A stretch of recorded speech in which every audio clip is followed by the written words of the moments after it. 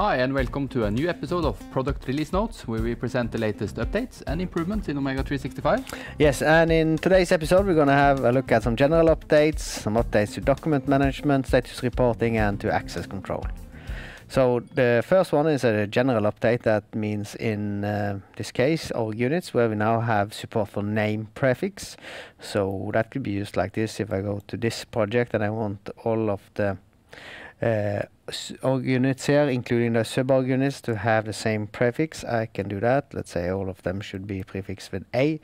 Then save that, do a little refresh here. I will see that all these org units now have an A up in front. Yeah, so inheritance down in the structure. Yes, that's correct. So let me just get rid of that one again and save, and it's back to how it was. Okay, and in documents, we have an update when it comes to group by folders. Some of our users find that a practical way of navigating to the documents that they are looking for. Mm. And here we have different ways of organizing the folder structure. It's a virtual folder structure in a way, where it's all based on the metadata.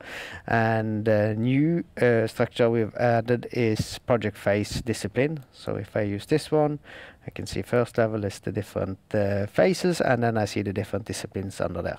Hmm. When it comes to action and responsibility transfer, we've split the documents and correspondence. Before it was all merged into the same one. Yep. Separate ones. Now I'm logged in as a person who is review responsible. This person does not have sufficient access to modify the distribution setup of a document, but since he is review responsible for this specific document, he can add additional reviewers also when the review is ongoing. So I go here to be reviewed by, and I add a new user, and this one will be included in the review now. Yeah. So that's important because the review responsible should really control the review. He should have sufficient access to do what is needed to complete the review as he finds most correct. Back to my regular user. Here I'm now in the setup screen, where you can see that we've added a new column, sheet number, number of digits. Yep. So the sheets is something that you in some cases have when you have a technical drawing, for example. You have multiple sheets, and in some cases these sheets needs to support individual revision control. So in a way they are treated as individual documents. So in those cases it's normal to have a sheet number at the end. So I've set up a numbering syntax like this. I have the regular stuff up front, sequence number, and then a sheet number at the very end. So when I create a new document now, like in this case, I select a document type which is tied to this syntax.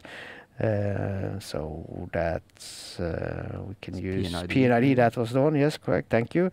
And then I select the discipline code and click next, and then the system will generate a document number for me, which includes the sheet number, as you can see here. However, when we generate it like this, it will take the next sequence number. So if this is a new sheet on an existing one, you have to go in here and click rename, and then you change it to whatever it should be. So this might be the third sheet on this document instead. But the system at least supports that you can have sheet numbers generated at the end. Okay, another thing in our setup, we've had for a while option to allow upload native files for existing revisions that has been created. This is a setting because not always you would like that to happen, that when it's been delivered, if it's an existing revision that you have received something from a contractor, for example, it's not possible to upload any more attachments. But in some cases you would like to allow for that, and that's what is happening with this option here.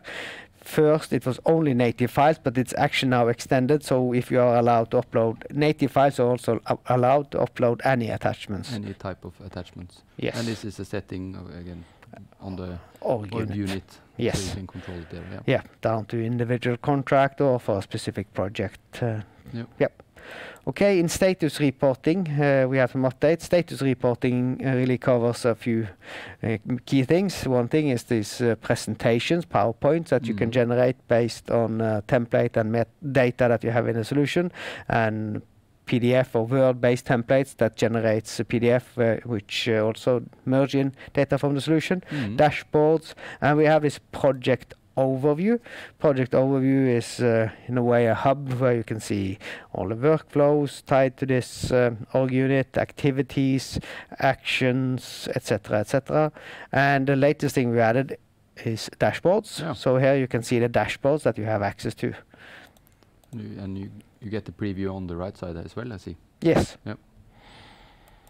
Another thing in status reporting is in this status report input where we have this Word-based template generating a PDF file. There you typically collect input from different resources or co-workers, and they here you can also see the previous input for each of them, if they have made some previous input. Finally, in status reporting, we have extended the possibility when it comes to copy selected report. Before, it was only copying inside the same org unit. Now, if you say copy selected report, you can choose the target.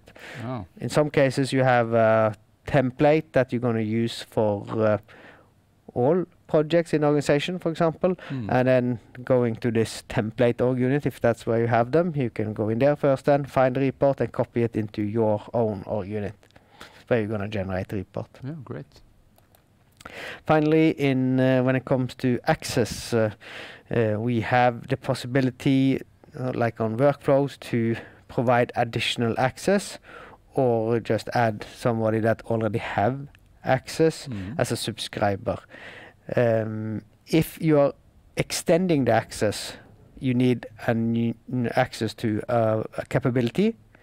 Can share workflow, so I think it's named. Yeah, I think so, yeah. Then if you have that capability, you can select somebody that doesn't already have access. It will be shown here in red. So the change here is really that this capability was tied to also adding subscriber that already have access. We have now split that, so to be able to add somebody as a subscriber who already have access, it's sufficient that you have read-only access to that workflow. Yeah, because you're not extending access, you're only ensuring notifications are sent or they could follow the workflow. That's correct. Yeah. Okay, great. That was the main highlights from this release. Yeah, thank you. And thank you for watching, and we'll see you next time.